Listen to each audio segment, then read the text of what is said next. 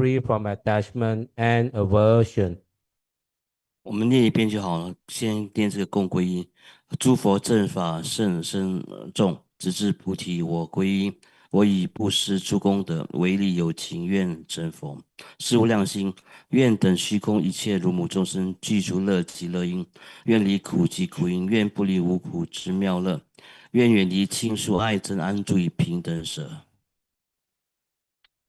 Oi sem je nam ge sam ba ta lo ye che da chen da wa che chon tong mo te pa ye che yin ko long gor do so.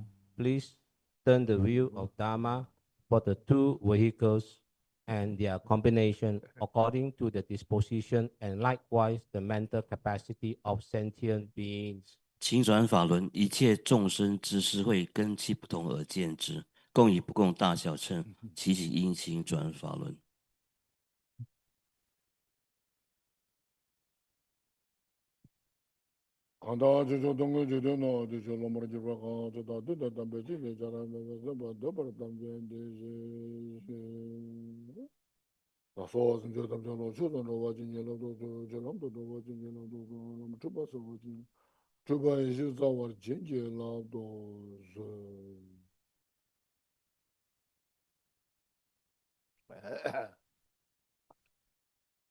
Good morning, everybody.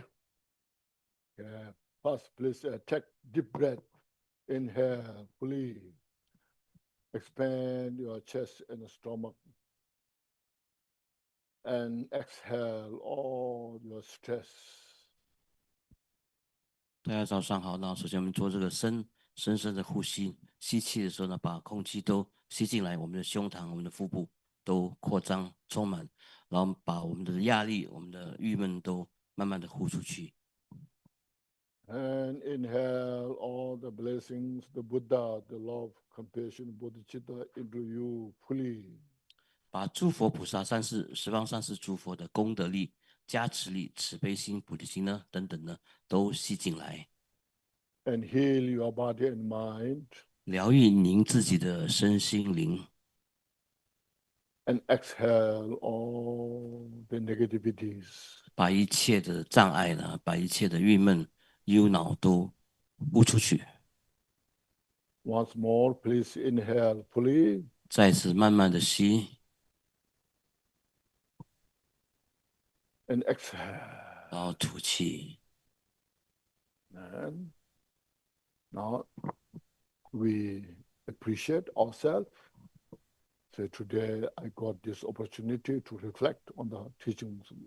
Teachings of Buddha means Buddha's wisdom, how to become a better human being, more peace, happiness for oneself.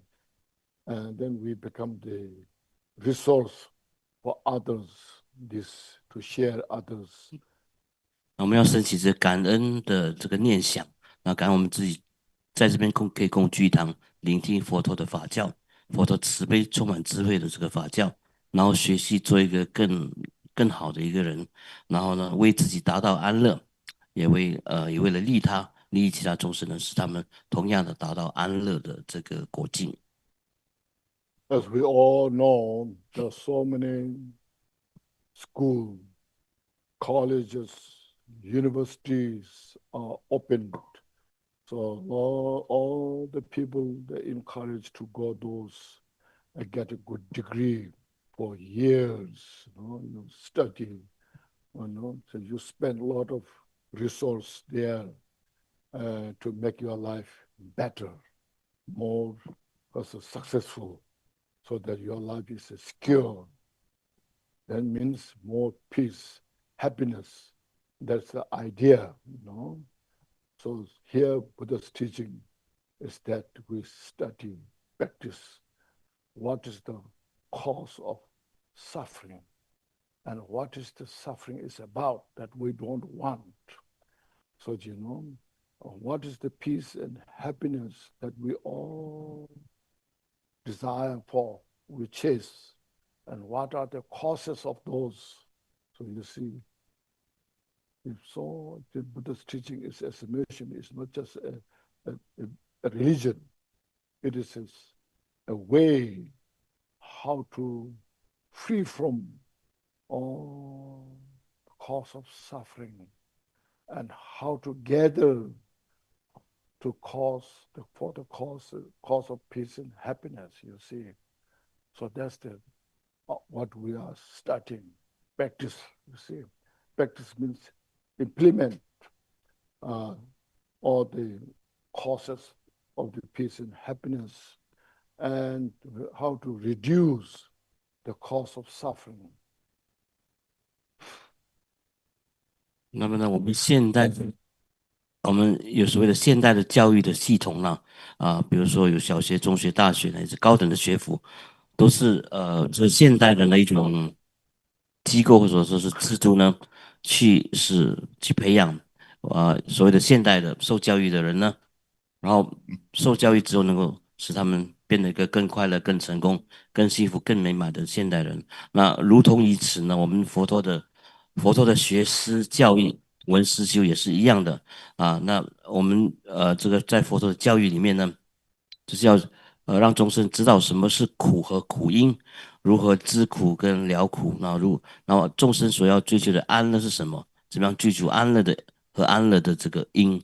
所以佛陀的教育并不是跟其他宗教一样，佛陀的教育是一种心灵的教育，它让我们从这个轮回中得到自由跟解脱，然后教导我们什么是苦的实相，以及如何摆脱苦的因的这个方法。如何具足安乐，然后如何具足安乐的因的这个方法。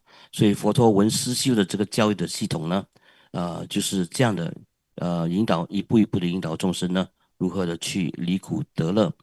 所谓的闻思修的那个修是教众生如何知苦了苦，如何远离苦及苦因，并且如何具足安乐以及安乐的因。这个就是佛法的教育系列或者教育系统。You see, as I mentioned, the mind, what we have, every individual we have the mind. The mind is the one who creates all, the creator of our suffering. Mind is the creator for our peace and happiness. So it is within us. So Buddha talked that how to deal with that. So this is very important. So having said that, the enlightenment is within reach, not somewhere outside, So if you say this prayer, you will go to such pure land. That pure land is not that. The pure land is within us. When we have all the causes and the conditions, you see.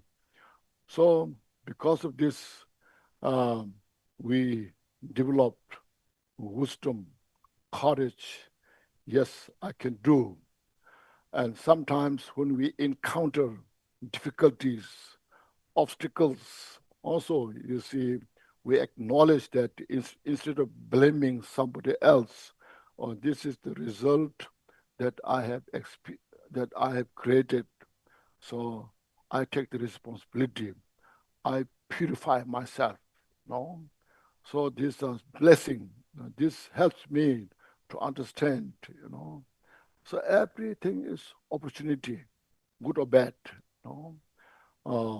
Sometimes a lot of difficulties we face. That difficulties when we face is through the wisdom of the Buddha's teaching.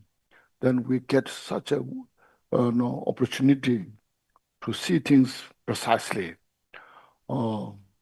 Sometimes some difficulties are more blessing because that inspire you to study, practice Dharma better, When everything goes well, so I'm fine, life is beautiful, no problem.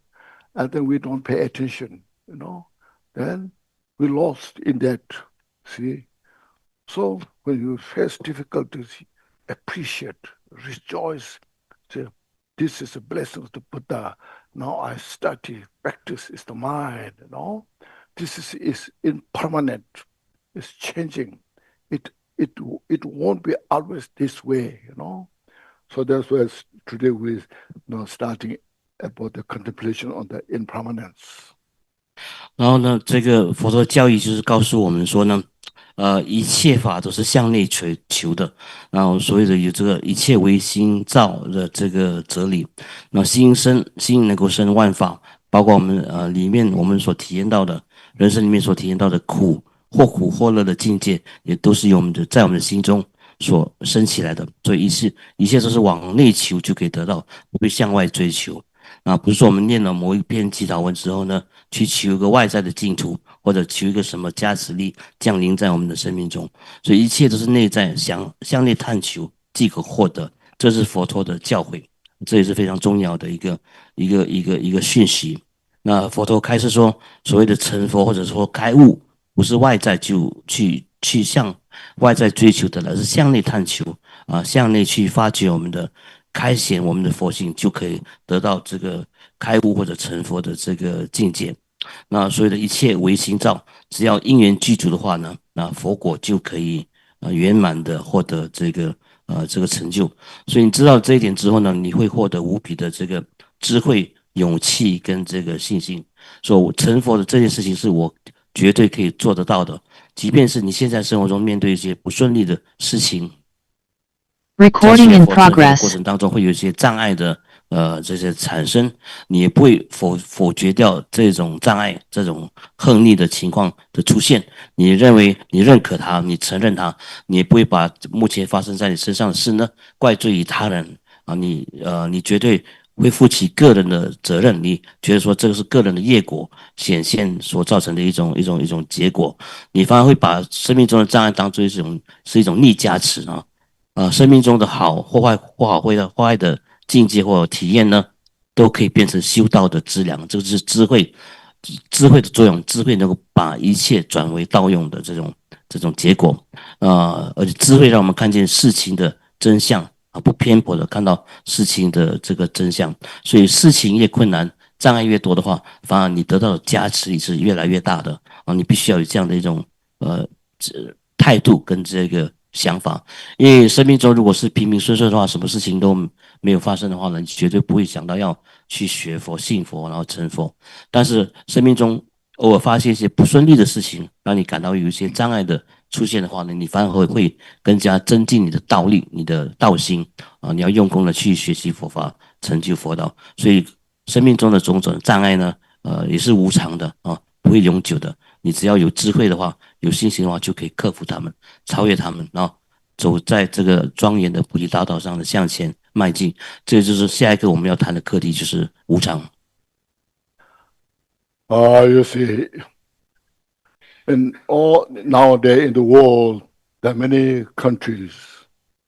Every country has their own constitution. How to make the country more peaceful, more healthy. So all the people in the country, they ask all the people to follow the constitution, the law they have created, you see. What Buddha taught is all about that, how to remain peaceful mind. Because our physical action and verbal action are product of the mind. Whatever the mind is, what is going in the mind, then it expresses from the body, from the speech, you see. When mentally, when you are angry, then you have physical expression. The anger expresses from your face and also expresses from your words, you see. When the mind is peaceful and maintain the loving kindness, compassion, especially the bodhicittas are there, you see, then all are nothing but only it expresses the peace and happiness, you see. I'm not saying it's very easy, but that's the way we should understand about this and learn from this. So the mind is the one. All in the country, as mentioned, have the constitution. Just all people, a group of people come together and discuss about that, talk about that, investigate what's the best way to do these things mentally, so put together all this constitution of the country, so adopting all the best thing for the country and for the people, So you see, all the Buddha's teaching is a constitution. It's a constitution how to see the samsara, and then how to free from the samsara for enlightenment, you see. So because of that, why we want to free from samsara? Because samsara, there's no end of suffering. No matter what you do, now from billions and billions of years pass, now in the 21st century, there are so many scholars, religious leaders manifested. Have anybody found total peace and happiness in the samsara? Just investigate, just think carefully about that, you see. Still, why you are stuck in the samsara? Just whole our body, speech, mind, totally dedicated for the samsaric activities. At the end of your day, there's nothing but only just you go, you leave everything behind. You cannot carry anything. The most powerful people there, you cannot carry anything. You have to leave everything behind. So see, I'm not saying everything is bad, but look at this carefully, investigate empirically. Use your sense of from the sense of the wisdom, understanding, empirically, you see. So 21st century is the century of the education, intelligence, science and technologies, you see. There's so much developed. Now, as yesterday I mentioned, now people are talking so much about the AI, the age of the AI, So there are a lot of fear and a lot of people, somebody they're looking so much opportunity. What I can take advantage from this. There's a lot of confusions there. It's all a product of the mind. Since the mind is endless, there's no end of invention of these things. So you should see the mind is the one that what Buddha taught. What we can differentiate, the demarcation of the suffering and demarcation of the peace and happiness. What are the cause of the suffering and what are the cause of peace and happiness? We read so much, but we don't practice so much. We're facing that, We have a lot of information here and there, but we don't put into practice so much. That is lacking. So here, today we're here, see what mentally, how should I motivate, to build the wisdom, courage, to discard the cause of the suffering and bring about the cause for peace and happiness, then we go forward. 那么呢，我们这个现代的社会呢，每一个国家都有个别的所谓的宪法呢，这个国家的法治这个制度，法律的这个宪法制度，每一个国家都有，以便能够确保这个每一个国民呢都能过得幸福跟快乐跟美满的成功的这个生活。所以我们看到很多的国家的宪法专家都聚合在一起，为每一个国家制定最完善的、最符合同体共生的一套宪法制度呢，来使每个国民都能过着幸福、平安、快乐、成功的这个日子。那佛陀的教育体系也是一套心灵的这个所谓的宪法。那佛陀的这套宪法系统呢，讲究是如何管制、如何调控我们的身口意。我们也必须要知道说，我们的身体跟口语的造作是来自于我们的意的，一切都是从我们的心意那边造作出来，然后我们的身体、我们的语言才能够表达出去。那比如说，当你心中充满这个嗔怒的时候呢，你的面色一定是不太好看，然后你的动作一定很充满暴力，或者是比较不安和。那你的嘴巴所讲出来的话，也可能是会伤害到其他的众生的。那如果你心中充满着这个慈悲慈心悲心，特别是菩提心的话，那你一定是和颜悦色，面容是和颜悦色，然后你的动作一定是轻柔充满善意的，那你嘴巴所讲出的话也应该就是能够利益他人的这个柔软的言语啊，一定会从你嘴巴讲出来。所以怎么样获得安乐以及安乐的因，怎么样摆脱痛苦及痛苦的因，这是佛陀宪法所教导我们应该要做的事情。那虽然是这样，应该这样做，可是说易行难啊。我们说出来是很容易，可是实践起来就是不太容易的一件事情啊。但是我们应该要这样做，应该这样去认知，应该这样去学习，应该要这样的去实践啊。一切万法都是由我们的心灵所产生出来的，这是我们的心是制造一切宪法的根源了。我们必须要有这样的一个认知。所谓的心灵的宪法，那就是把共通的能够升起乐和乐因，能够灭除苦集苦因的法则呢，聚合在一起呢，变成一套心灵的这个法则啊。这个就是佛教里面佛陀所宣说的心灵的宪法啊，这是我们应该共同要追求的这个目标，应该实践的这个法则。那佛陀就告诉我们什么是轮回？轮回发生了什么事情？为什么会在这个地方？什么是成佛？什么是证悟？那如何去离苦？如何去得乐？那我们要知道说，我们的这个人类的社会进化了1万年、数千年呢。过去许多的宗教都出现，许多宗教领导人也一次出现在这个世界上。可是我们这个轮回的世界有达到和平喜悦的境界了吗？根本没有，我们还是卡在这个轮回当中呢，头出头没，有一大堆的痛苦跟苦恼。那我们的身口意，就是我们要照顾的这三个地方，3个要点。那么呢，就是说要我们去如果我们要过着成功、幸福、快乐的生活的话，我们要好好的管控一下我们的这个身口和这个意。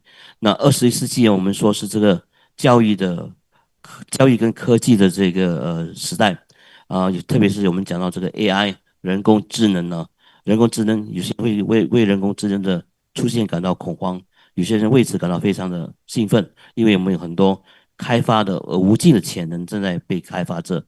那因为人工智慧的泉源其实来自于我们的心，那因为我们的心是无穷无尽的，所以人工智能的这个发展也是无穷无尽的。那不要忘记，一切都是心的产物，是从心那边开展出来的。所以我们这样想的话呢，我们要注重是我们的心灵的发展，心灵的智能的开发。那一切什么是苦和苦的因，什么是乐和乐的因，我们都要了解的清清楚楚。我们现在的问题是资讯爆炸，懂得很多，阅读很多，可是实践的非常非常的少啊。佛教的修行里面也是一样，阅读很多，资讯进来很多，可是说实数宝，一直在那边知道自己知道的很多，可是实践的非常少之又少，这就是我们的问题所在。所以成为一个佛弟子呢，要有这个具足智慧跟信心呢，要努力的净化苦和苦因，要努力的具足乐即乐因，这是我们身为佛弟子应该共同做到的一件事情。So now we are going through this short, small booklet, a letter to dorje on the stages of Mahamudra practice.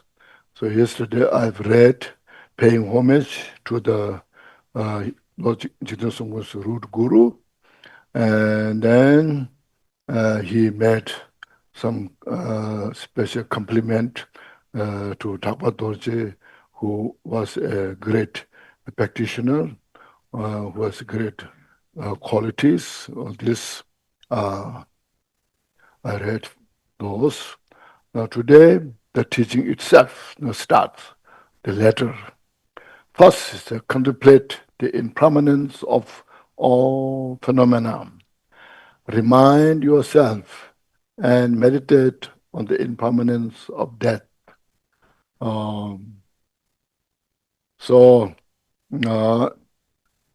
I've touched a little bit here, there from yesterday and today here as well, you know.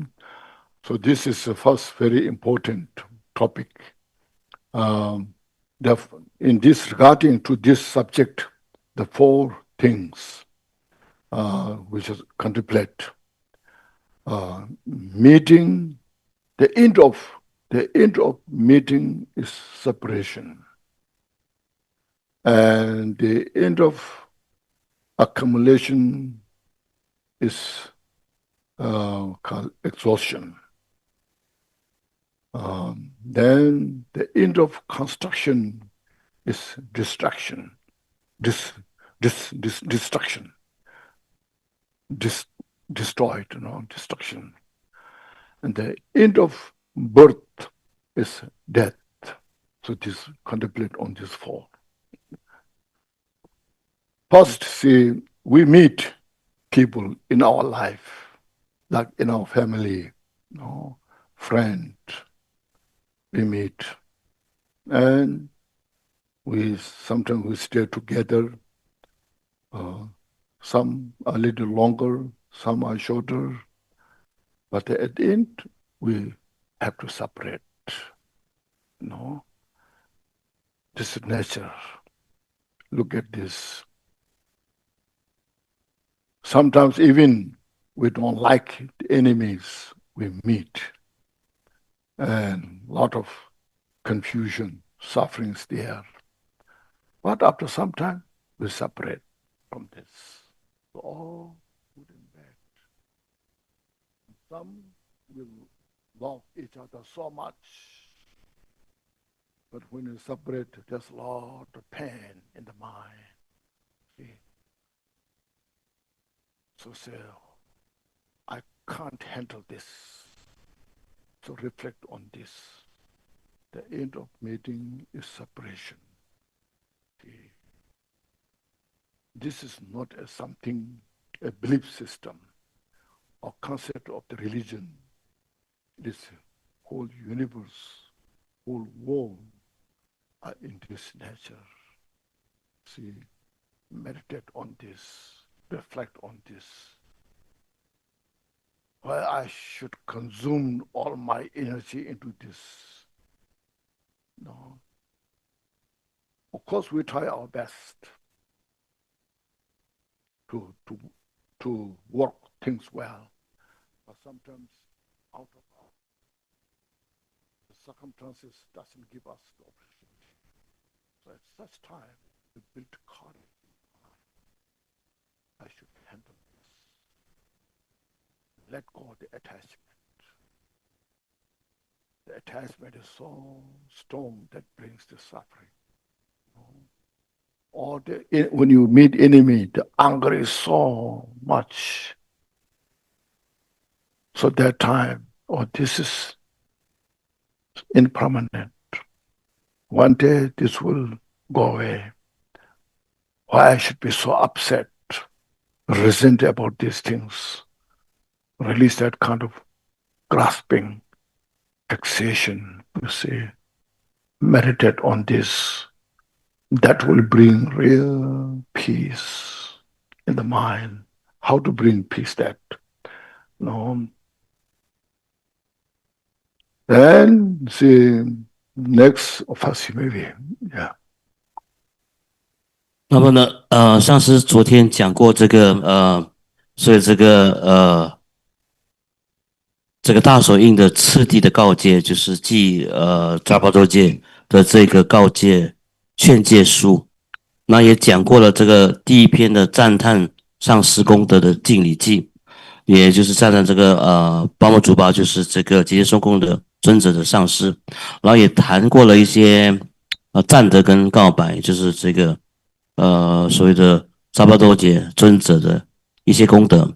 那今天我们讲的是这个无常，要讲的是这个无常。那请看这个文本，文本的话是这个先观时无常数弊，念此之真恒摄持，如宝常永不放离。这是关于无常跟念死的这个部分。那人们在今天讲到的，我有四句话，大家必须要记得。那凡有聚会呢，必会分离；那凡有累积呢，必会消散；凡有建设，必会败坏；凡有生命，必有死亡。所以这四句话是非常重要的，所谓的类似口诀的这个要点，请大家记得。那第一个，凡有聚会呢，必会分离，就是每一个人，不管是你的爱人也好，敌人也好，凡是聚合在一起的，到最后呢，一定会分开、消散掉。那所以这个法则呢，是普世都有的一种实相，并不是一种宗教的价值观，或者是宗教的一个教条式的信仰，所以它是放诸四海皆准的一种共通的法则，共通的这个实相。所以既然你爱的人也好，你恨的人也好，凡是聚合在一起的，迟早都会离开。那你为什么会花时间去执着于彼此之间的这种相聚跟在一起的时光呢？当然我们尽我们的能力去控制这些轮回界的所发生的事情，这个会面不会面也好，我们尽量的控制它。但有些事情是人力控制之外的，比如说人跟人总会分开，总会消散，总会聚面碰面也好，总会离开彼此啊，这是人力控制之外的。所以我们要升起这个心灵的勇气跟信心去面对，去把我们的执着，对人的执着可以去除掉，不管那个是敌人也好，亲人也好。那其实敌人的话就是说这怨憎会苦，你跟敌人在一起很不舒服，很不愉快。那爱人的话就爱别离苦，离开之后你会产生很多的执着的痛苦。所以要趁这个机会呢，建立起心灵的勇气跟信心呢，去禅修去观修，去除执着的禅修啊，把我们对人的执着放下，然后无执，然后这样呢，放下我们的执着之后呢，让心灵达到一定程度的平安跟这个安稳啊，这是我们要学会做的一件事情。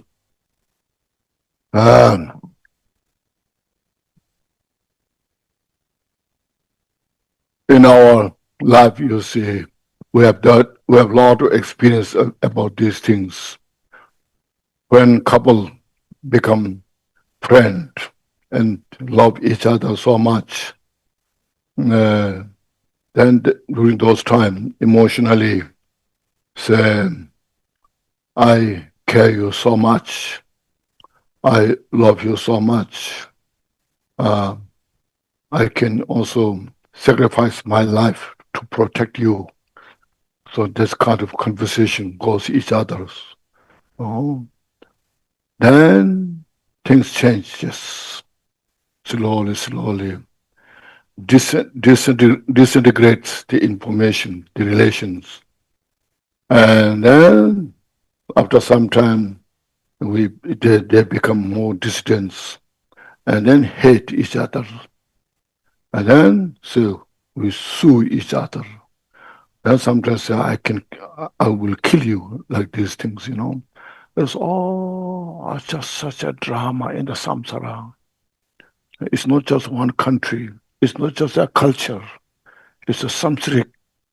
It's the nature of the impermanence changing so much, you see. So those times, if you have these teachings, you're prepared. I like that nature.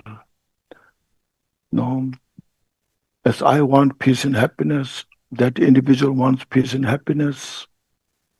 The cause of peace and happiness, these are there.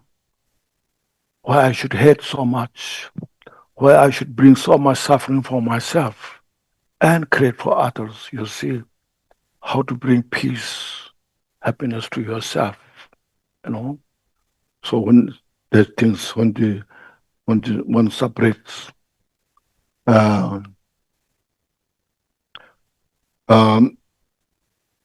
there's one.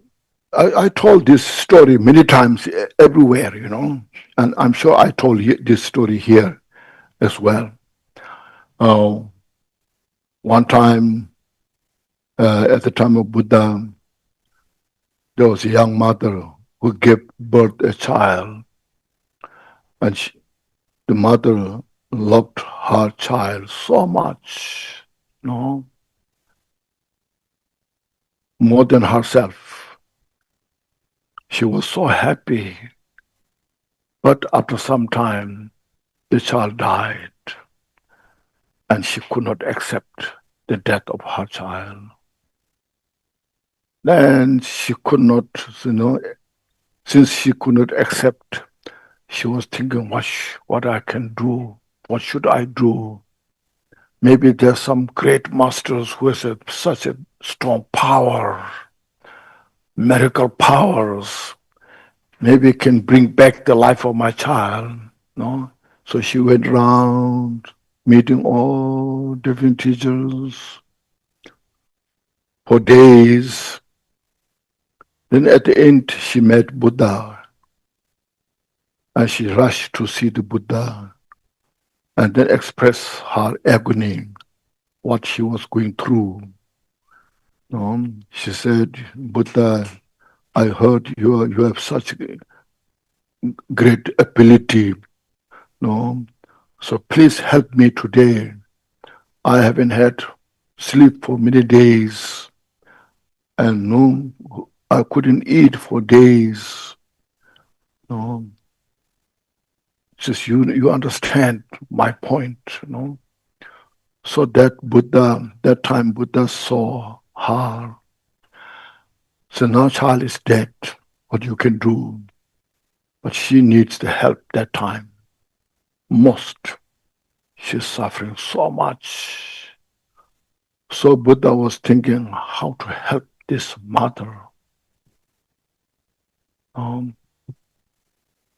If I say I cannot help to bring the life, that doesn't solve the problem of herself, the suffering that she's going through. So instead, they need some special skill.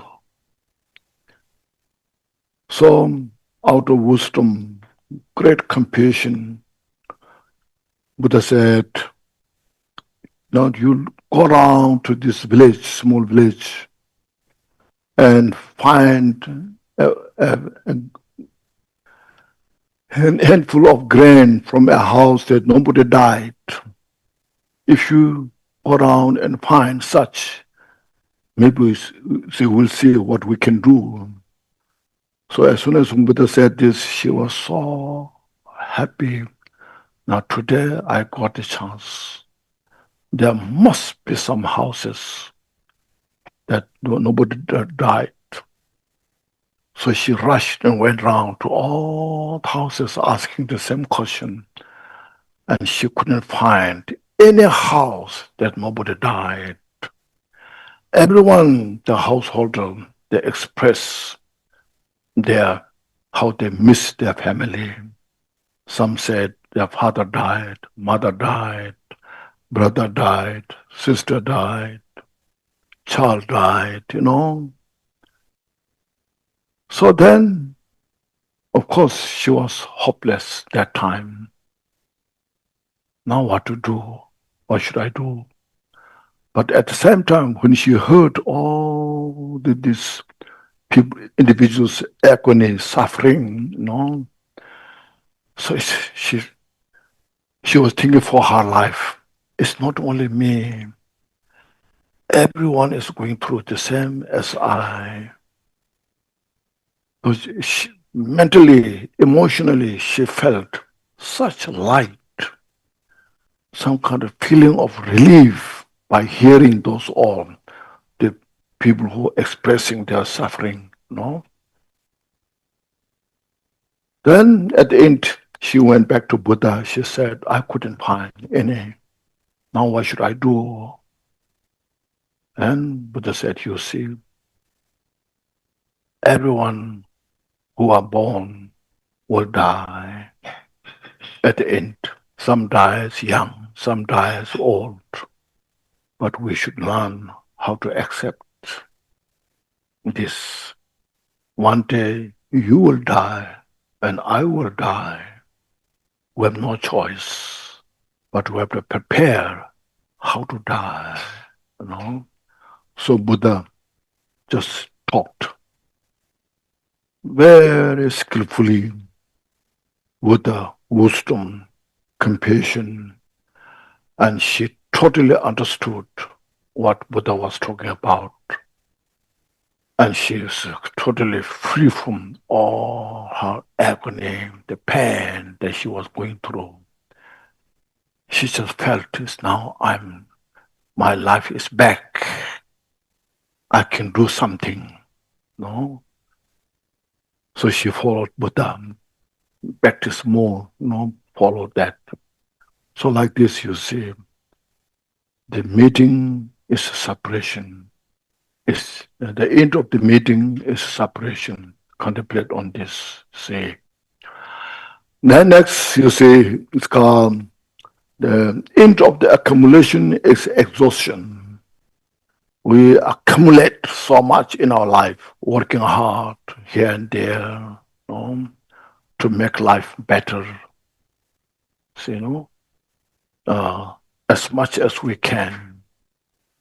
But we are so attached to these things. When we lose these things, then there's a lot of pain, there's a lot of suffering. In the Shantideva text said, Sata Sunda Lakwe Dois.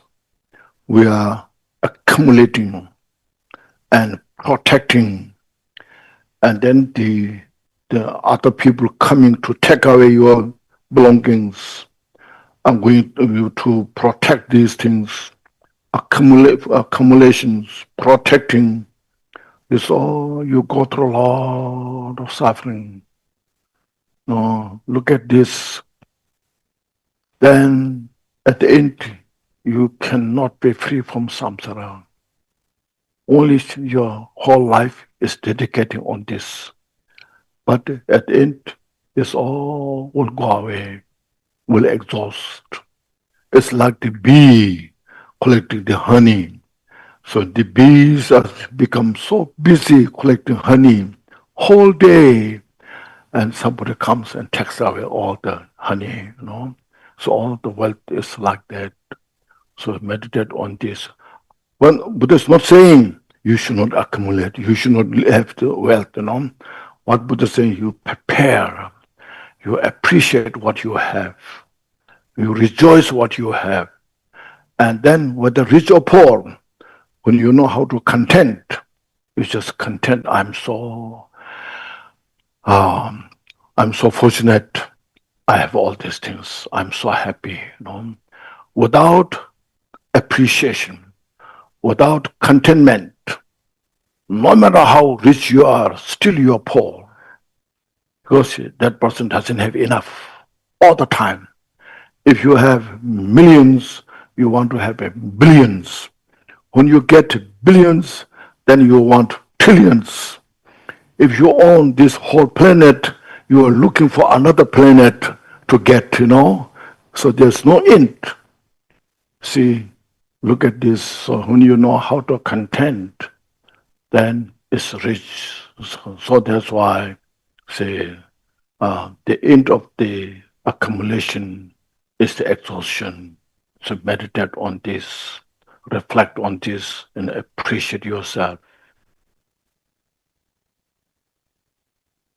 那我们所谓的这个爱别离苦，特别是家人之间呢，爱人之间呢，刚刚在一起的时候，关系很好的时候就非常的关心对方，非常的爱对方。可是，一旦这个关系有改变的话呢，那可能会升起很多的疏离感跟怨恨的这种感觉，那乃至于互相的把对方告上法庭，要把对方杀死的，也会有这样的情况的这个出现。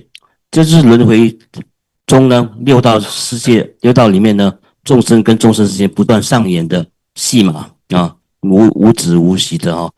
那我们要了解这个无常的哲理呢，不要被一个人的存在或者消失呢感到不安，或者感到不愉悦，或者感到痛苦啊。那我们在聚合的相聚的时光呢，与其是给对方跟自己带来这个苦恼，为什么不尝试去给自己跟对方带来更多的安乐跟喜悦呢？哈，我们的目的应该要是使自他获得安乐，而不是使自他获得越来越多的这个痛苦啊。所以佛陀时代，那仁波切讲过这个故事很多次了啊，现在再提起，再说一遍。那佛陀时代有一位母亲呢，她非常疼爱她的独生子啊，然后独生子被她照顾得非常的无微不至，然后她也爱这个孩子多过爱他自己，然后最后这个儿子死掉了，然后她不能接受这个儿子的死亡啊，她就是要去遍访许多宗教的大师呢，到底谁能够让这个孩子起死回生呢？重新获得这个生命呢？有一天他就遇到了佛陀，他就把他的心中的痛苦呢告诉佛陀说，到底我要怎么样才能够让我的儿子起死回生呢？那佛陀就用智慧去思维一下这个妇女的问题呢。如果直接告诉他说人死不能复生的话，那他恐怕不能够接受。所以佛陀以佛陀的智慧、慈悲跟方便善巧呢，就叫这个妇女说，你去到你村里面有很多人家嘛，你去找哪一户人家呢？他的祖宗，他的家里面没有死过人的，你去把他们的米或者那个稻种呢拿过来，那你拿过来的话，我就可以使你的儿子起死回生。所以于是这个妇女在村落里面找到每一户人家，没有一户人家是没有死过人的啊，就是他们的祖先啊，他们的父母啊、祖父母啊、兄弟姐妹啊、子女啊，总是有人在某一户人家，他们的祖宗那边的他们的家族里面肯定有死过人，所以这个妇女就感到就心中也升起了这样的一种感受，说啊，不只是我一个人面对这样的问题，每一个人每一家每一户呢，都必须要面对有人死去的这个问题啊，所以他的情绪一下子呢就恢复平静了，心灵也获得这个安慰，那整个身心都非常的轻盈了起来，然后就回去报告佛陀这件事情，没有一户人家是没有死过人的啊，所以这样佛陀就告诉他说，生老病死是生命的常态跟实相，你必须要接受这无常的这个这个实相，所以我们说有生就必有死，有聚合就必定会分离啊。那所以这个这个妇女呢，经过佛陀的开悟安慰，这样就获得了这样的一种了悟，一种领悟。然后于是他就以佛陀为导师啊，在佛陀座下修行啊，也获得了一定的正量。所以第一个凡是有聚合的就会到最终就会分离，或者说是分开。然后第二个要点就是，凡是累积的东西呢，到最后都会消散掉。那我们终其一生忙忙碌碌的去累积这个堆积一堆的财富跟个人的所需所要，那无非是让自己生活过得好一点啊，累积财富啊，累积金钱等等这些。可是入菩萨行论就告诉我们说，吉莲菩萨在入行论里面告诉我们说呢，你累积了这么多的财富，到最后被盗贼偷走的时候，被这个无常偷走的时候呢，你又感到极度的痛苦跟不安的，身心都会感到极度的痛苦跟不安。所以为什么要对你累积的财富这么的执着呢？这边的佛陀的意思不是叫你说不要去累积财富，而是说你应该为你自己的累积的财富，不管你是穷还是富有，你应该对你自己拥有的东西呢感到知足常乐，感到你自己所拥有的一切，不管是多是少。一旦失去的话呢，你明白这个就是有累积必有消散的一个实相，不要对你所拥有的物质方面的受用呢感到太大的这个执着。比如说我们现今很多人400万富翁要变成千万富翁，1000万富翁要变成亿万富翁了，无止无尽的，就是野心不足蛇吞象，然后征服了地球都搞不好还要征服其他的星球，所以这是人心很狂妄的一种表现呢。不知道说凡有累积呢，必会消散的这个实相，所以要观修这个实相，在这个实相中安住下来，让我们心灵获得应该有的满足跟平静。佛陀说过，知足常乐是最大的财富。Oh, thank you. Then we contemplate on the third topic that the construction, the end of the construction is destruction. Yes. Now we have a lot of constructions, the road construction, building construction, an aeroplane, car, railways. We can name it. All these social medias, the handphones, smartphones, internet, all these are constructions, robots, all this, they always come and go. You see, there's some beautiful big buildings which has many stories, stay for some time, and then at the end, it just gone. Roads, just beautiful roads are made, gone. So likewise, as mentioned, including the robots, AI, it is all a construction, We just built it, and at the end, it is impermanent. It changes, doesn't stay in that state, keep changing. Now you can see the smartphone, from simple, very simple phone. When I was in the US, early 80s, there's only the home phone, house phone, that's it. Then later part, and there are some few rich people have a wireless phone. It's very impressive,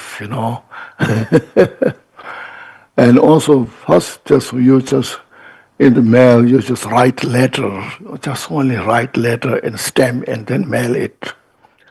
Mail letter sometime it fax, you see the fax came. But that didn't stay too long. In a couple of years, then started the email. When the email started, you see, then all communication, the letter writings become reduced, only few, So like that you see, just all a construction. They built, made new things, and then just keep changing all the time, Now even nowadays, email is not so much. Now we just very text it, just text that moment and send that information that moment, You want to get back that answer that, If you're not getting the answer within a few minutes, you're frustrated, So see how things are changing. Construction, deconstruction. Let's look at this. Everything's so impermanent. Nothing lasts long. We pay attention on these things. This is the reality, nature of all the phenomena. The things which is composite will always change.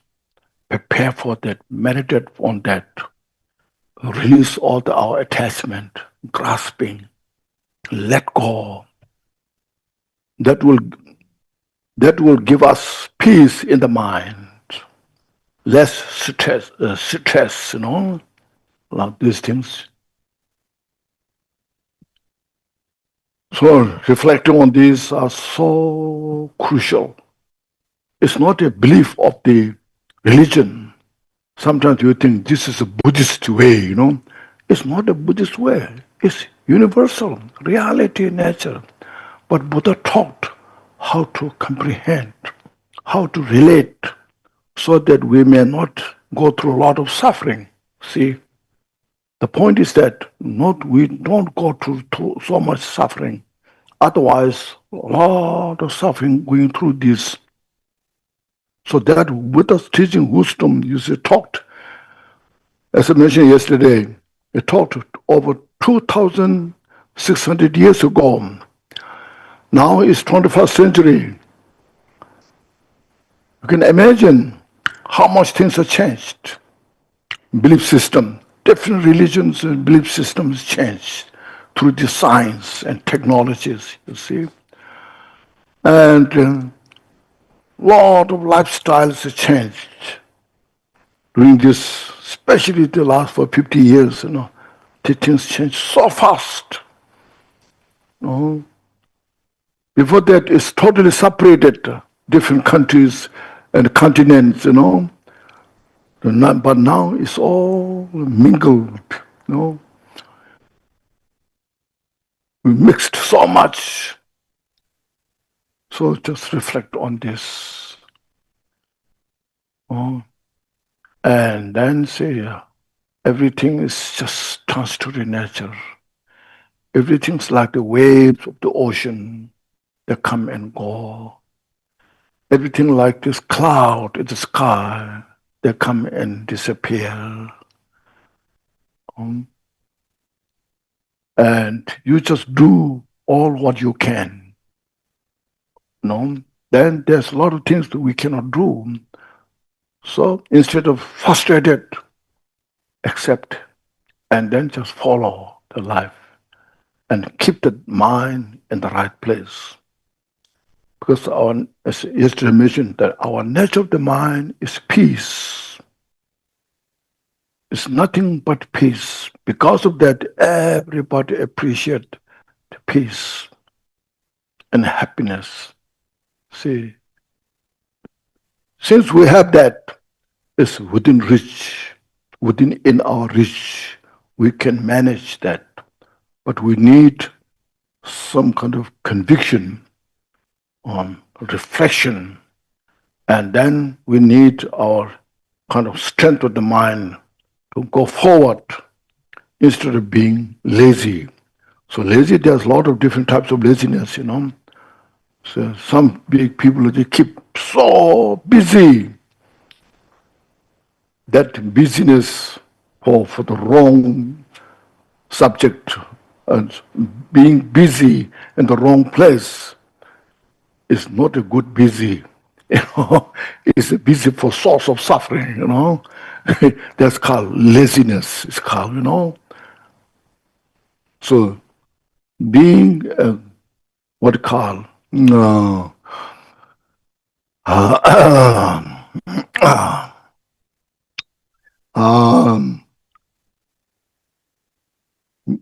being productive in the right direction, and apply based on wisdom and compassion to yourself. This is how to practice compassion to yourself. When you making effort to reduce the cause of suffering for yourself, it's compassion for ourselves. And not harming others is a compassion for others, you see. So like this way, I mentioned this, the construction. At the end of the construction is destruction. It's just destroyed by itself, Oh, look at the history. I'm sure there are many who went to India where Buddha was enlightened, and then where Buddha passed away, lot of ruins you see, like Nalanda University, Vikramalashila University. There, you see all those ruins. Once there were so many monks and nuns and studying, practicing. Now, because the time changed, and all just only remain. It's just there. So reflect on this, and we put the Dharma practice, Buddha's the wisdom teachings. Still, Buddha's teaching is so relevant, you see. Some people think, no, it's gone. No, it's not relevant, but it's totally fresh, relevant. To free from ourselves and all the suffering and confusion. 那么，下来的第3个要点呢，要讲是凡有建设过的，到最后都必将摧毁，然后崩坏。比如说我们现代社会所有的建设，比如说是这个马路啊、汽车啊、飞机啊、火车啊等等这些呢，包括我们的虚拟世界的社交媒体啊、网际网络啊、智能手机啊等等这些啊、机械人啊这些人类社会的种种建设，到最后呢，一定是会面对无常的变化，崩坏、摧毁、消失掉的。那宏伟的建筑过了几年可能就不见了啊。等等这些呢，我们机械人 AI 人工智能呢，变化莫测啊，所以世间法的种种建设到最后一定会面对无常的结果，变得消散掉。那比如说人不记得在美国住的时候，80年代呢，那种电话，用的都是有线电话啊，家里用的都是有线电话，不久手提电话的出现，然后手机就变得越来越精巧，越来越人工。那之前人们以前的时候是写信的，互相写信给对方，然后不久就有传真机的出现，然后不久我们有这个 email 电子邮箱，那过后呢，现在我们不再用电子邮箱，很少，我们是用微信、用 WhatsApp 联络之类的东西。所以这些种种人工的建设，人类社会的进步、科技的发展，到最后也一定会面对无常的变化，然后最后消散掉，然后被另外更新的事物来取代、来代替的。所以这样的一种实相就告诉我们说呢，凡有建设，凡是人类所造作的种种建设，到最后一定会消失，一定会面对无常而崩坏，或者被摧毁掉。那这个是诸法的实相，并不是一种宗教信仰的体系所投射出来的一种信念呢。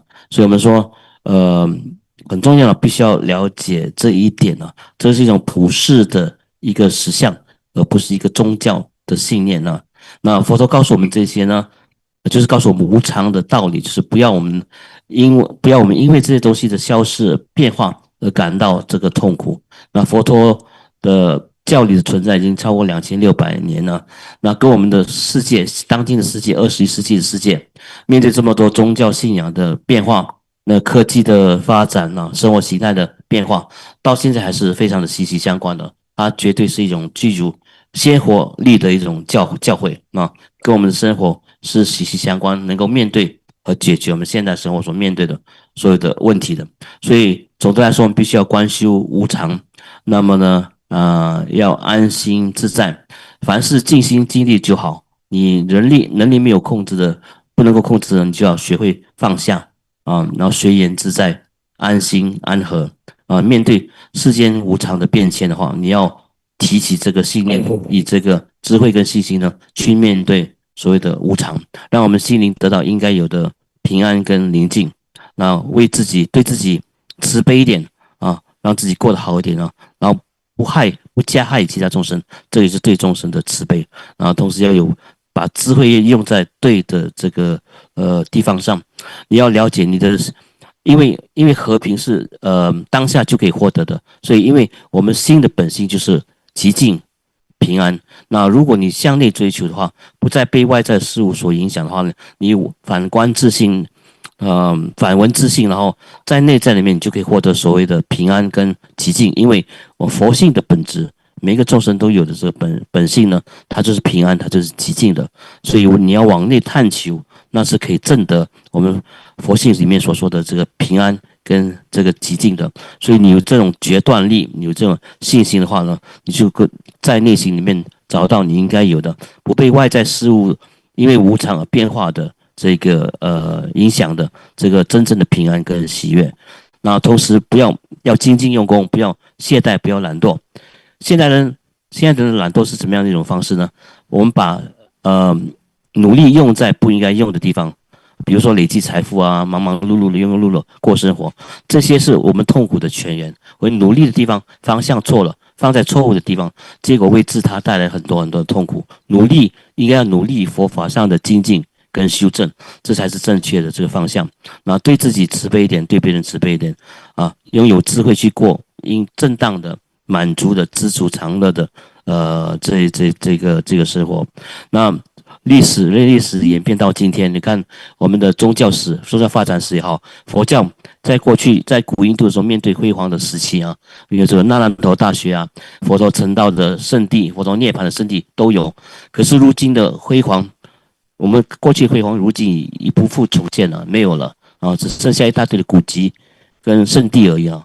所以就此你要观修一下，所以什么叫做无常啊？在无常中怎么样安心自在，怎么样随心随缘，让我们心里保持应该有的平静跟安乐，这是我们应该学会的佛教里面的一种观修的方法。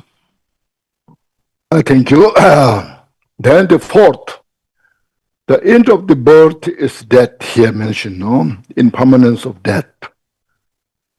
This is Nagarjuna said once. He said, when you are aware that you are born in this world, then at that time you will see the death. You will aware the death.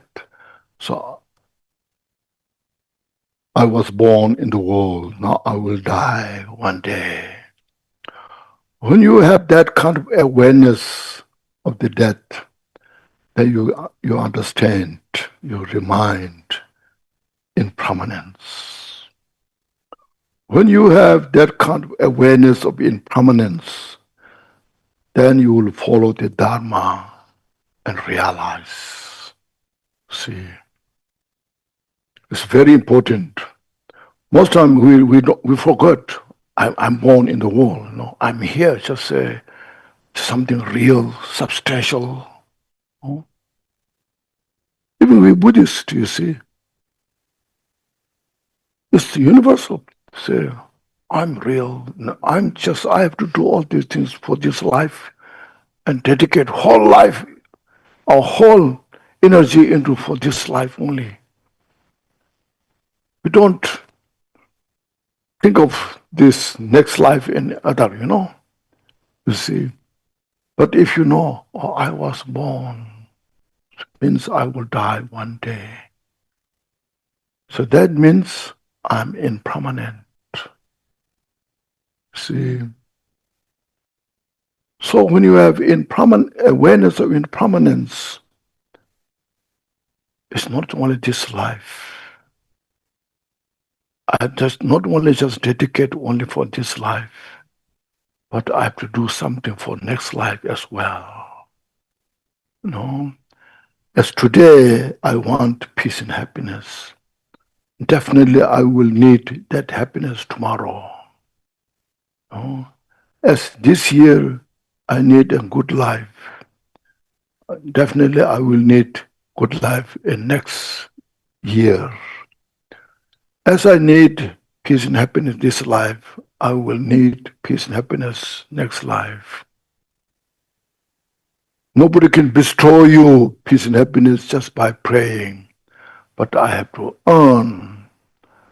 create the cause for that. So Buddha taught how to do these things. Avoid the 10 non-virtues, which are direct cause of suffering, and gather all the 10 virtues, which are the direct cause for peace and happiness for oneself and others. It's a universal, As you see here in this booklet, I saw here, you see this page 6, you see, taking the 5 precepts. See, I undertake to refrain from killing. See, nobody appreciates killing, Even not Not only killing, even somebody looks down on you, you don't appreciate. Why you are looking down on me? That's a human right. We talk about that, you know.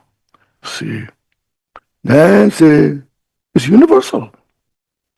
If you who don't believe anything, you see, I undertake the refrain from stealing.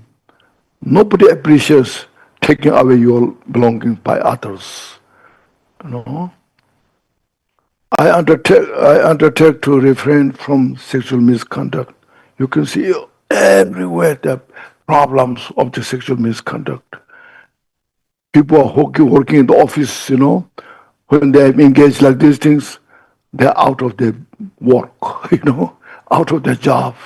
So, you see, it's not a Buddhist thing. It's universal, you see. A lot of problems now in their world. I'm sure you have heard of a lot of problems, you know, you see in the news, you know, about these things.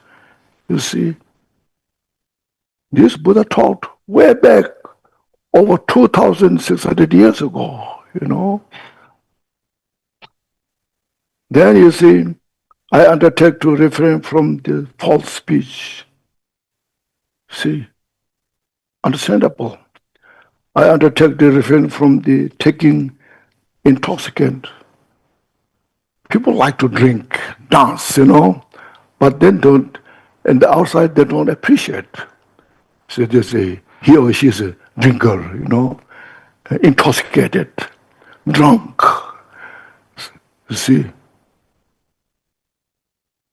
So Buddha's teaching us mission is how to become a better human being, trustworthy to yourself, trustworthy for others.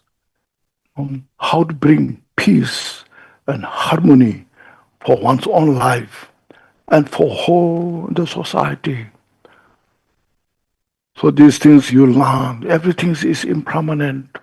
Within this impermanent, I want peace, happiness. I don't want suffering. No? So this is all related to the mind. And people don't talk about the mind. They don't know because, no? Buddha taught us how to reduce these our klesha, the mental afflictions, step by step. Look at the impermanence. Nothing lasts long. Don't attach. Reduce attachment. Anger. No? Don't be angry with somebody who you don't like, because that person is impermanent. Why you should be so angry? No? Just reduce that. That means you get the first benefit. When we reduce our attachment, pernicious attachment, reduce, it brings our mind peace. When we reduce this anger, strength of the hatred, it brings the peace in our own mind.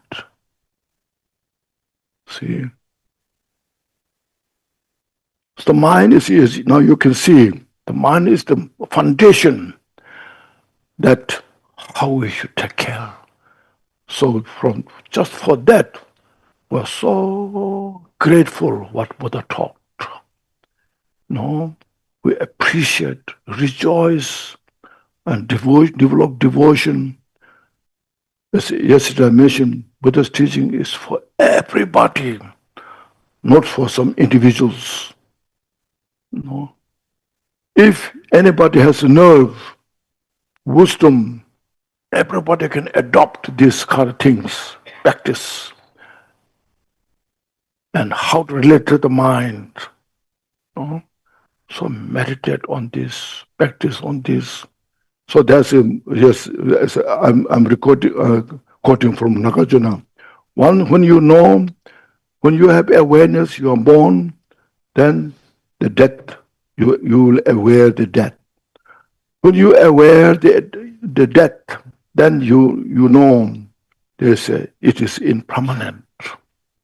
When you know about the impermanence, as we discuss all these things, then you see you follow the Dharma. So you follow Dharma. Dharma means virtue, how to adopt all the virtuous thoughts and action and avoid all the cause of the suffering. That's called following the Dharma. Especially in Nagarjuna's case, then you will understand about the emptiness. No? Because since this is all impermanent, changing, and the interaction keep changing, that means there's no any ultimate essence there. That nature itself is called empty. It's emptiness. When you have the wisdom of emptiness, then all the mental delusions have no place. There's no such called divine soul. There's no soul or self. Where, outside the body, inside the body, where it exists, if you practically, when you investigate, it exists nowhere. It's just a notion. It's just labeled, but we're so attached to the label. Then we feel that something exists. I am here, And when somebody says bad thing about you, there's such pain in the mind. So feeling of this self, I am having such a pain in myself. It's because of the soul. Called inveterated propensity, that deeply rooted, difficult to get out of it. Just we wander within that vicious cycle and we suffer helplessly. So to get out of this, so what Buddha taught first is simple. First, sometimes Buddha says to all the monks, when the monks are a little distracted, all the monks, all the composite phenomena are impermanent. When Buddha said this, the monks all feel relaxed. Their mind become more harmony, peace. See? Everything is just a manifestation. They come and go. It's all a reflection. So that's why they're saying the perception of the impermanent is the best perception of all. The footprint of the elephant is the biggest footprint of any kind of individuals. The lotus flower is the most beautiful flower of all. The mind of the bodhicitta is the supreme mind of all. So this reflect on this.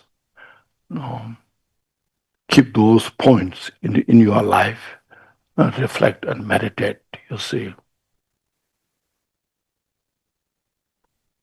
那第四个这个无常的法则就说到说有生就必有死。那龙树菩萨那个就说过呢，凡是生命一旦诞生的话呢，死亡就随之而至。那生死是形影相随的哈。那死亡一旦发生的话，那就是代表无常，有生必有死，此即是无常。那龙树菩萨这样说，我们就要升起这种莫大的觉知，去感受到无常这件事情呢，是在我们生命中时时刻刻都在发生的这个事情哦。我们必须要对之加以警惕，跟有所这个觉知。那我们这一生今天呢，想要得到所谓的安乐，那明天也想要得到明天的安乐，那以后每一天都应该要得到这样的究竟的平稳跟安乐。那我们今年要得到这个究竟的安乐，明年也一样如此，年年也都必须如此。那我们此生此世想要得到究竟的安乐，那来生来世也应该要有机会有有选择能力去获得这样的这种安乐。所以因为生死无常的原因呢，凡是有漏法就是无常，就是在变化当中的。所以我们不要只是把安乐的追求放在此生此世中，而应该为来生来世的安乐，究竟的安乐做好准备的这个功夫。所以这一点是我们必须要加以了知的，加以去认可跟有所觉知跟警惕的。那现在我们要怎么样确保我们在无常的变化当中获得究竟的安乐呢？那首先就要守好我们的戒律。那可以翻开这个念诵法本的仪轨的第7页中文本的5戒，杀盗淫妄酒。那第一个不杀生，那不杀生不可以杀害别人的生命。那今天我们说，我们活在一个人权的社会里面呢，别人稍微看不起我们，我们都会抱怨呢。我们因为这个是普世价值，要尊重每一个生命体嘛，尊重每一个有生命的生命的人啊，或者众生啊，所以不杀生是绝对需要遵守的。第二是不偷盗，别人偷你的东西的时候，你会觉得很痛苦很不快，所以你不要偷别人的东西。然后第三不邪淫啊，我们看到我们现今社会当中很多的问题，社会的问题，比如说你在工作你在公司里面有偷情的事情发生的话，那这个人第二天可能会被解雇掉，就是失去他的工作。所以很多社会问题都是这些邪淫所造成的一种结果啊。所以佛陀在2600多年前已经知道了这个实相跟真理啊。所以不邪淫是第3条戒律。然后现在第4个不妄语，不要说绮语，然后不着边际的话，然后不要口出妄言出言秽语等等，这些都是应该遵守的第4条戒律。然后第5个不饮酒或者不使用这个麻醉品啊。那就是说我们要做一个守好这5戒，就是我们做一个更好的人，做一个别人能够信赖的人有正直的人，使自己跟别人都获得安乐，远离痛苦，使整个社会整个世界都充满了安乐和幸福，脱离苦和这个苦的因。那最后是要修我们的心啊。那我们心是一切万法的根源啊，包括我们的烦恼，这所谓的 klesha。那因为无常的缘故呢，我们要舍掉执着的这个烦恼啊，让我们的心达到无执无求无嗔无贪。那能够达到无求无贪无执的话，无嗔，那这样呢我们就控制了我们的心，然后呢我们心就得到了喜悦，或者说得到安乐。那我们的心得到净化得到安乐的话，首先受益的就是我们自己本身。所以一切以心为基础而出发。那所以佛陀讲这个无常的法则是放诸四海皆准的，它不是某一个宗教的教条或者是信仰而已。那让我们做一个具足慈悲智慧跟戒行戒恨的人的话，那这个修心的好处的价值，我们就看到了它的价值的所在。所以龙树菩萨说过，有生就必有死，生命诞生的时候呢，死亡随之而至。那这了悟这个就代表了悟了无常。那无常了悟了无常之后，我们要修这个5戒，修好这个十善，远离这个12。刚才我们是讲5戒，就是十善的这个简要，然后让我们心获得平安跟这个自在跟这个幸福，远离苦集苦因，具足乐集乐因。那同时再加上一点，龙树菩萨说过，对空性的了悟是非常重要的，因为我们所认为一个恒常不变的事物呢，它没有一个它的我是无自性的，没有一个实在不变的我在那边安住的哈。所以这个就是培养我们的智慧去了解诸法皆空的这种过程。因为你要找一个我，身体里面身体外面你找不到一个实在的不变的单独的永恒存在的一个我。那无我故，没有这个我的存在，就是无自性，无自性故我们称之为空。那但是我们的心充满了根深蒂固的习气无始以来，所以我们认为我们诞生在这个世界上，我们的身体是实在的，我们这个我的感觉是绝对实有的，不会变化的。这个是绝对是一种错误的观念跟这个思想。佛陀对聚合在一起的出家人，他的弟子说：有聚必有散，有生必有死。那所有的出家众弟子们听到这句话呢，当下他们的心就放松了起来，安和平稳的这个起来。所以对于无常的观修，佛陀说过是最大最殊胜的观修。对，好像大象的足迹在所有动物当中是它大象的足迹是最大的，它的脚印是最大的，在所有的花卉当中，莲花是最殊胜的，在所有的观修当中，所有的这个发心当中，无体心是最殊胜的。所以请各位好好记得这4个要点。Thank you. Then here you said, if I read, it is most important to cherish this. This means the recollection of the impermanence. This recollection and reflection on death.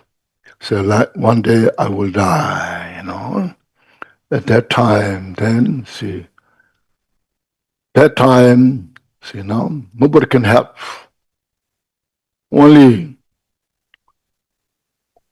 if one has the practice, meditation can help. So that's what it's mean. It's not just to say you're dying, you'll die. No, that. It's just recollection, just reminding what I can do the best for myself. See, it's not just being a spiritual. It's how to free from confusion. Because at the time of death, there's a lot of confusion. There's a lot of suffering. Then families everywhere go around, calling, so my sister such as dying, what you can do, what you can help us, you know, or please say some prayers. Of course they will say prayers, but we don't know how much it will help. So we individually have to prepare ourselves. See, that's why we are starting practicing Dharma. Not just being a spiritual. I chant this much mantra, you know, I'm so spiritual, you know. How practically your mind is prepared. See, this is such an important point. Because Buddha nature is within ourselves.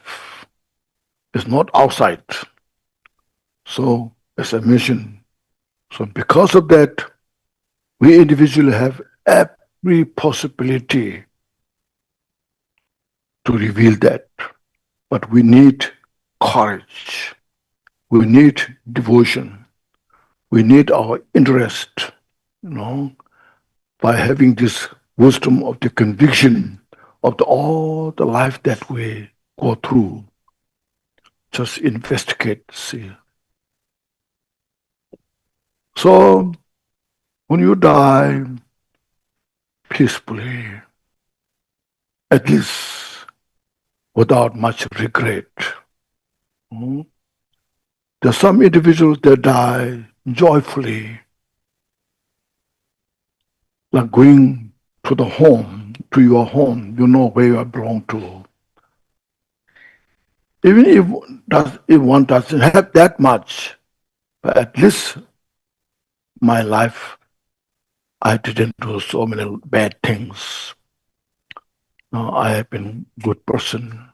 No, so it's just no regret. No. And then I help others.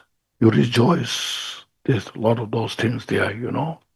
So that's what I reflect on the death. It's not just that you'll die, you know, or I will die one day, you know, something like negative thoughts, you know. So sometimes the people misunderstood, you know. But this is reminding how to become a better human being. In other words, how to take advantage of the Buddha's wisdom that taught us to study, practice them within us, make our mind flexible, wisdom, awareness. See, because mind is not easy. we are so habituated in the direction of the samsara. No? When something happens, you know it is impermanent. And you tell yourself it's impermanent. But inside there's a mind doesn't accept that, you know. Yes, I know it is impermanent, but I can't accept it, you know. I'm going through a lot of pain, you know. I don't like that, you know. See, this is called habit. So the habit is so deeply rooted. So practice Dharma means to change that habit, deconstruct the cause of the suffering, and rebuild the cause for peace and happiness. Okay, that's called Dharma practice. See.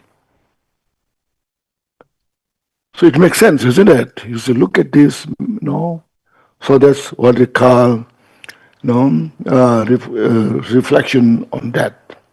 Even if you are recognized as good and noble practitioner, or I have been practicing Dharma for many years, I'm so good, you know. I know this Dharma, no? Buddha taught us Four Noble Truths, Eightfold Path, you know, all these things. I know those things. I know practice of loving kindness, compassion. I know bodhicitta practice. I know all those things, you know. I know Mahamudra. I know Dzogchen, all this. Oh, I know all those, you know, good things, you know. But if our mind is not changed, we have all those wisdom, but have not practiced, not changed, not improved that habit, could not deconstruct the cause of the suffering. No, it still remains, that habit of samsaric habit remains, then doesn't help. No. So just saying, even you are called good practitioner, no, you are senior, no, wearing robes, you know. But if mind is not changed, not improved, then is said here, you see, in reality, you are still a holy being, a samsaric being. No? If this teaching is not born in your heart in permanence, everything is changing. Momentary nature. No? As yesterday I mentioned, past is past, not here. Future is not yet here. And this moment is so momentary, doesn't exist. It's just moving, keep moving, you know. So until we have that kind of feeling in the mind, you know, still our habit continues in the mind. So here said, you're still your samsaric being, you know. Oh, then as a holy being, if this teaching is not born in your heart, you see, in permanence, it's very simple, understandable, obvious, clear, but difficult to bring in the mind and habituate that. So this, which makes sense, which is understandable, and at the time of death, our breath is getting shorter and shorter. You see, at that time, then if we can maintain the mind in the right place, and then that means we're practicing Dharma good enough, you know. So therefore, noble beings, you practitioner who practicing the Dharma teachings, Buddha's teaching, noble beings, cut off worldly concern means attachment to the samsaric things. It doesn't mean don't care your life, don't eat, don't wear clothes. Of course, you know, you eat, you wear clothes, you live where you are, you know, your house, but not so much attached to. Don't be so pernicious of your life. No? So, and always persist in the meditation practice, this reflection and the impermanence, you see. This, I usually repeat this everywhere there's Milarepa's one quotation, one verse, you know. So I told here before as well, and I tell the other places as well. It's so precious, you know. It's just reminding. Milarepa said, I escaped to the mountain by the fear of the death, means the suffering when you face at the time of death, you know. I fear of the death. While I'm in the mountain, I contemplate impermanence persistently. Every time, you know, who knows when I will die, today, now. No, you never know. So that right now, what I have the breath, you should utilize it, meditate on this. Everything's transitory nature. Everything's a play of the causes and conditions. Nothing is real. Everything nature of the Mahamudra, emptiness. Oh, see. So the death can come anytime. See. So persistently I reflect on this. They said, I captured the unchanging nature of the whole phenomenon.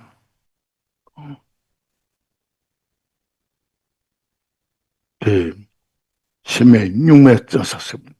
deathless, the unchanging nature of the all phenomena means he totally captured the Mahamudra teachings. So then he said, now I have no fear if death comes at any time. See, that's how he became so famous. Still, people remember his life, his teachings, because he was speaking from his heart, not just intellectual, not just as some scholar, you know. Some scholar, they think, investigate, they write something, you know. Not that. He was explaining from his heart what is reality nature, what he achieved, what he realized, what the people who are suffering, you know, out of wisdom, out of compassion, and his teachings are so fresh at the point, you know. So we meditate on this. This is very easy and easy to reflect. I mean, you know, understand. You know, we know one day we'll die. Everybody knows, isn't it? But I was telling, you know, but we don't plan to die today, isn't it?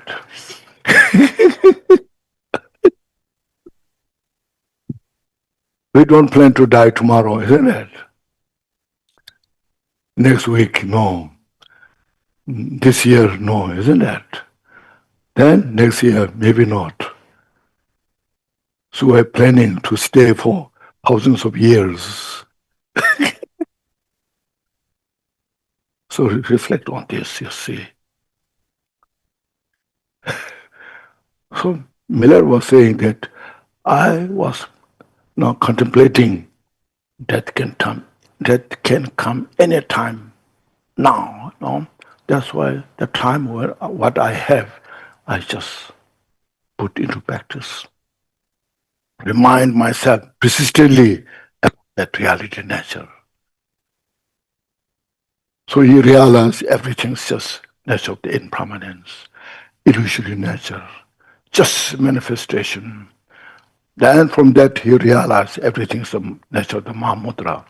Because impermanence will allow us to realize the Mahamudra. See, if we have enough wisdom, because as mentioned, there's gross impermanence, subtle impermanence, that which explained in the jewel ornament of liberation. No?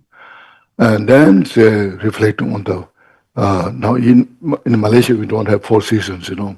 In other places there's a 4 seasons, such as summer, winter, fall, and the spring, you know. And then day and night, to reflect. When day breaks, everything's clear, you can see.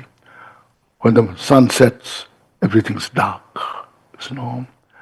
Then every hour, you see, just changing.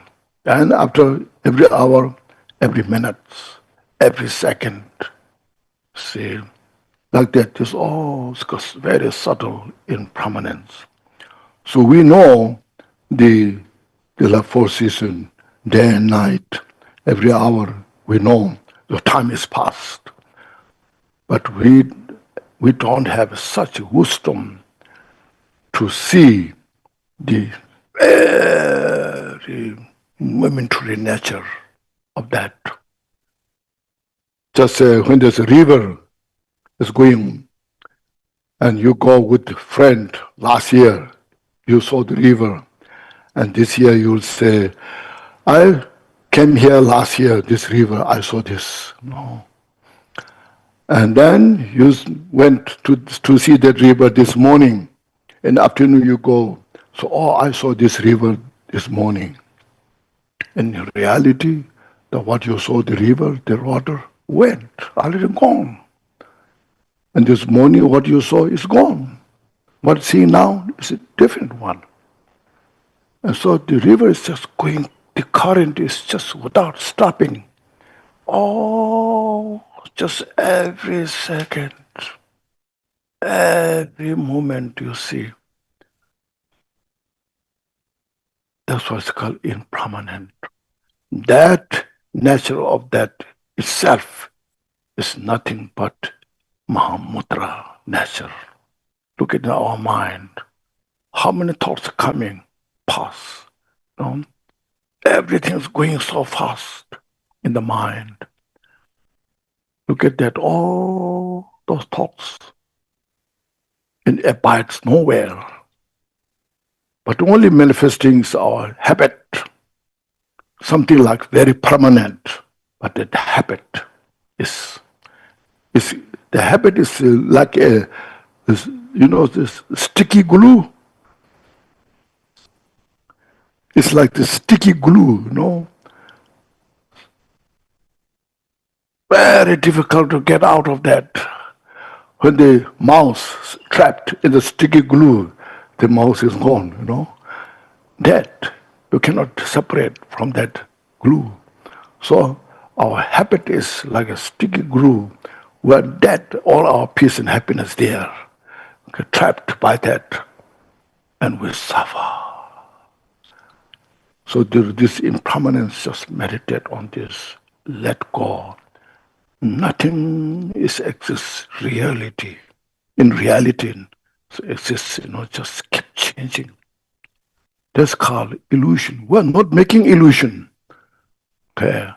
Everything constitutes within the illusion. But we're so strong that very illusory nature we make very real, you know. We are more powerful than Buddha, you know.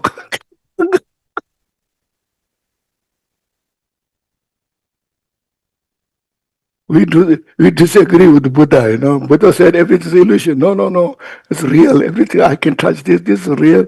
It was here yesterday. Today I see it. It's real, you know. That I have that kind of mental, kind of perception, see. Okay. 那么呢，这个我们看文本哦，中文的文本的话呢，要念死和观这个无常。那我们所谓的念死的时候呢，这边说先观死无常数弊。那死亡的时候呢，是没有人能够帮助我们的，唯有我们曾经修持过的禅定跟这个修行过的功夫呢，才能够帮助我们在那个刹那获得所谓的解脱。那我们要为自己做好最好的死亡的准备。那人们就说，最主要是没有死亡的时候会充满一大堆的迷惑跟这个妄想。那最主要是要在很平静的状态下呢，让自己好好的安宁的死去。那同时你的家人会在那边哭哭啼啼啊，呼天喊地的，叫别人为你念经啊、祈祷，回向啊、持咒等等这些。要知道这些事情虽然是有帮助，可是最主要是你那个时刻，你死亡临终的心是最重要的，必须要保持平静、放松跟远离一切的这个迷惑。所以呢，不就告诫我们说，我们个人必须要为自己的死亡做好准备，要面对它，要好好的学习佛法，不要只是学一大堆的持咒观想的法门而已，而是要认真的、实际的，修心，净化我们的心，这是非常非常重要的一件事情。佛性的庄严跟功德就在我们心里面，只管往内追求，不要向外攀援了，不要向外求。我们所要做的事情，不管是临终也好，此生也好，只要开显无入我们的本来具有的佛性的清净跟这个圆满，所以我们要有这种决断的智慧、般若智慧，还有这个信心呢，去升起这个大勇气，大决断力呢，去面对我们的生死的这个课题，去发掘跟开显我们本来就具足圆满的这个佛性，这是非常重要的一件事情。那很多大修行人呢，他们面对死亡的时候呢，就这样面对，好像回到自己的家一样哦，就是他们感到很喜悦，就快要回家了，有那种回家的感觉。他们能够很幸福的活着，也很安详的、快乐的死去，就好像归到心里的家。即便不能够像大修行者这样做，能够生死自在，至少我们可以感到我们自己没有做过太多的坏事啊，没有累积太多的这个罪恶的这个罪业，然后我们这一生应该对得起自己，对得起别人，对，应该随喜在临终的时候随喜自己的功德，跟为别人所造的这个善业，然后应该要感到无怨无悔啊，至少有这样的一种心情死去，那就是好好的活，好好的死去啊，这个是叫我们怎么做一个更好的人，也要更好的面对我们的这个死亡，让我们的心充满柔和的弹性跟力量，让我们的心充满觉知和这个智慧，这是最好面对生死的一种态度跟方法。仁波切说，那面对这轮回世界的无常，我们必须要接受。那但是我们习气非常的牢固的原因呢，无喜呢，我们说我不喜欢无常，无常来了我们受痛苦，我不要痛苦，我不喜欢这个，不喜欢那个，所以这是我们很执着万法实有的一种牢固的习气。所以现在就是要改变的时候，就是我们要解构苦的因，要重建乐的因啊。人们就说解构苦因，重建乐因，这个就是我们要做的佛法的修持了。那有时候我们这边，然后这边文本说呢，即便是我们以为自己懂得佛法懂得很多啊，即便你是自己认为自己是一个很好的修行人啊，我懂什么自生地啊、八正道啊、慈悲心啊、慈心悲心啊、菩提心啊、大手印大圆满，我们通通都懂，可是知道，可是我们做不到啊。说是数宝光修不练啊，懂得一大堆，可是要做起来的话，一点真量都没有，就证明我们的心是没有改变的。这个文本说，如果你还是懂得很多，你认为自己是一个好的修行人的话，可是在实际上来说，你的心跟一般的凡夫是没有任何的差别的。这证明说你不是一个很好的修行人，你一点也解构不了这个苦的因，你一点也重建不了这个乐的因啊。这样的话呢，你的修行的是事倍功半的啊，所以这样的修行是对你一点帮助都没有的啊。文本这样说，所以即便是你是一个老修行人，修行很多年，可你一点新的功德都没有，这也是没有太大的益处的。即便是你穿着僧袍的出家众，如果你修心方面无所增长的话，那也是于事无补的。然后呢，最主要是自己要安住于当下心的宁静跟祥和。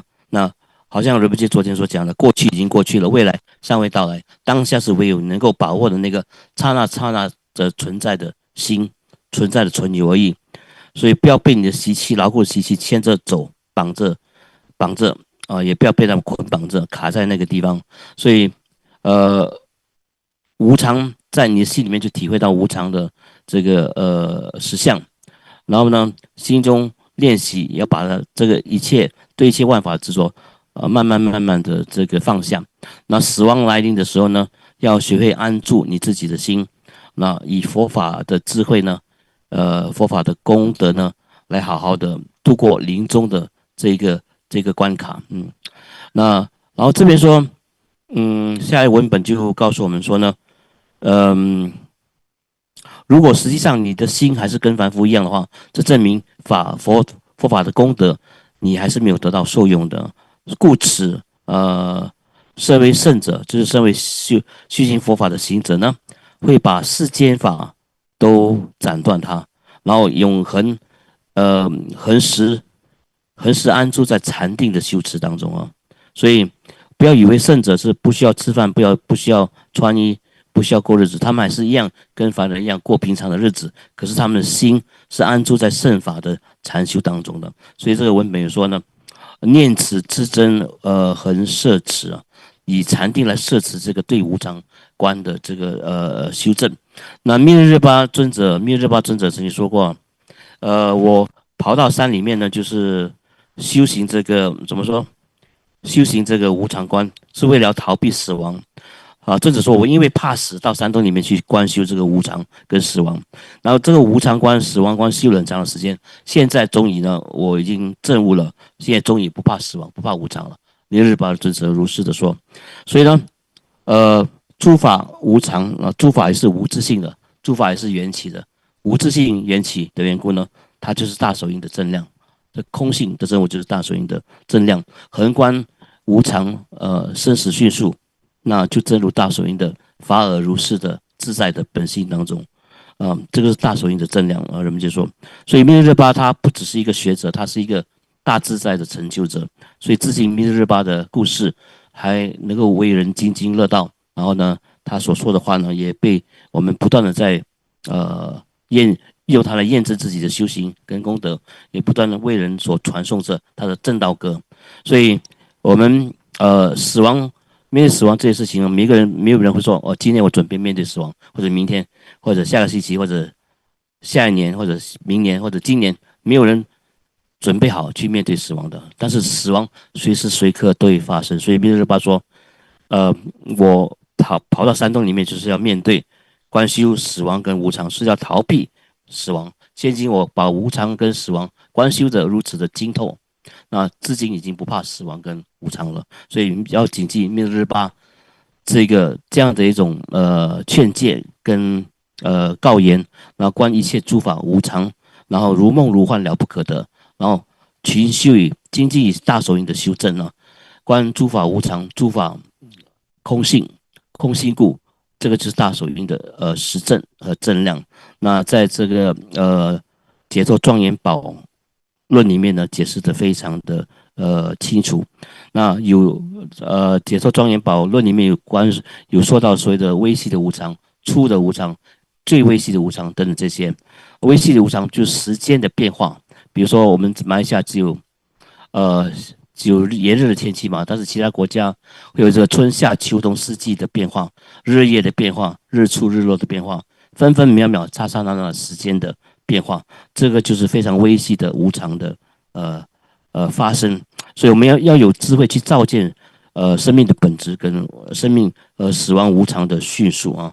然后有一个故事就是说，有一个朋友跟另外一个朋友昨天或者今天早上去一条河那边游玩，然后下午再去同一条河。他说这是我今天下午这一条河跟上午那一条河是一样同一条河。实际上这样的说法是不对的，因为这条河分分秒秒刹刹那都在变化当中。你现在看到的这一条河流，那个河水已经流过去了，跟前一秒你所看到的这一条河流是完全不同的河流，它已经变化了。所以你不能够这样讲。所以观死亡、观无常，这是大手印的必须要修的这个诀窍，在死亡跟无常中获得新的自在、新的安稳，然后安住正入这个法尔如是的自在本性当中呢，这个就是获得永恒的安乐的方法跟这个诀窍。但是我们的心非常的固着于这个习气的缘故呢，好像强力胶一样的，我们的习气的无形非常的牢固，抓着不放。所以我们要懂得放手放下，然后观一切法就是无常，观死亡无常，然后以死亡故一切诸法无自性，因为缘起故空性，然后观一切诸法如梦如幻，了不可得。那这样的话，就是大手印的修正，这是我们要观修的这个方向跟这个方式。Time is past. First, please take a deep breath. Inhale fully. 先好好的吸气， And exhale. 慢慢的呼。 Now please refresh this what we went through this morning. 今天早上所吸收到的这个教理呢，请各位在心中慢慢的温习一下。 If you found some helpful, reflect on those and keep in your mind. So I will follow the practice. This is what I got today. You know. 今天早上听到有受用的法教呢，要直持于心中，然后努力的去实修和实证。Most important, as I mentioned, we appreciate Buddha's wisdom. 最主要是如仁波切所讲，要珍爱感恩这个佛陀的教法，佛陀的智慧。 Buddha's teaching is unfailing. When Buddha said this is the cause of suffering, it is totally cause of suffering. Nobody can deny. When Buddha says this is the cause for peace and happiness, it is the cause for the peace and happiness. It is just universally how it manifests in that way. 当佛陀以智慧无以伦比智慧说此是苦因的话，这就是普世的价值。那这就是遍一切处呢都是如此的实相。当佛陀说此是安乐的因的时候，也是一样的，它是一种普世标准的实相它是放诸四海皆准的这个现实的这个实相。 But it is individual choice whether one wants to follow or not follow. You know, it's different. Otherwise, you know, all Buddha taught the teachings is empirically taught as it is, as the how motor abiding of phenomena, how they reflect.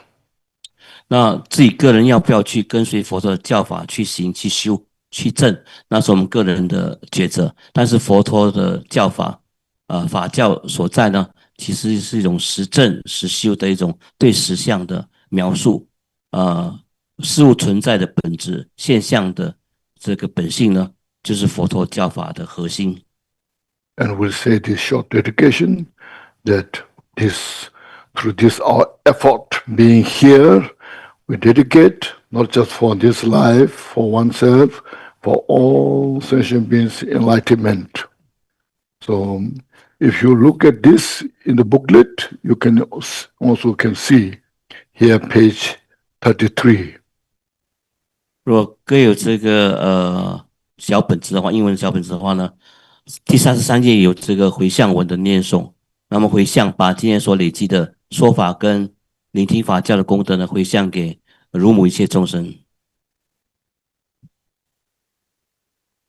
It will be in English, yeah?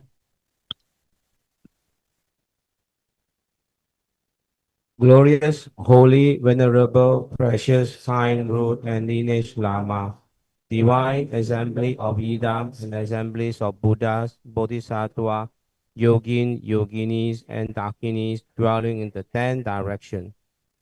Hear my prayer. May the virtue collected in the 3 times by myself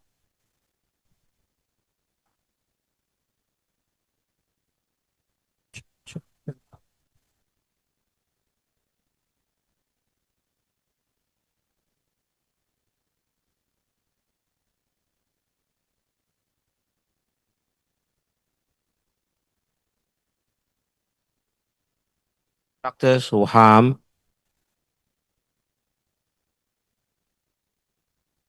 habit, be separated from suffering, and chiefly attain unsurpassed, perfect, complete, and precious Buddhahood. By the power of this vast root of virtue, may I benefit all beings through my body, speech, and mind. May the afflictions of desire, hatred, ignorance, arrogance, and jealousy not arise in my mind. May attachment to fame, reputation, wealth, honor, and concern for this life not arise for even a moment.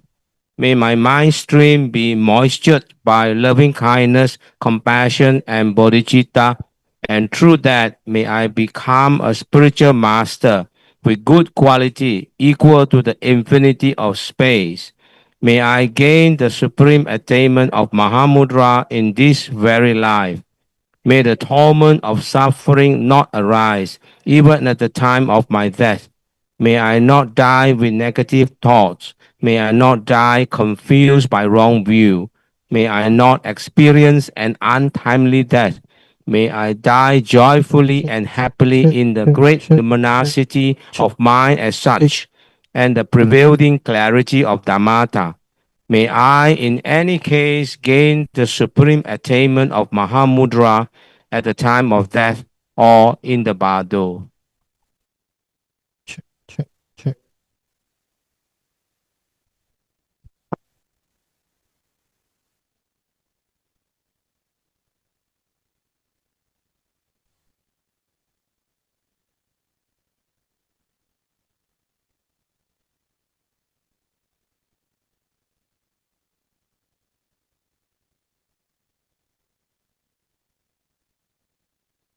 Hey, check. 1, 2. 1, 2.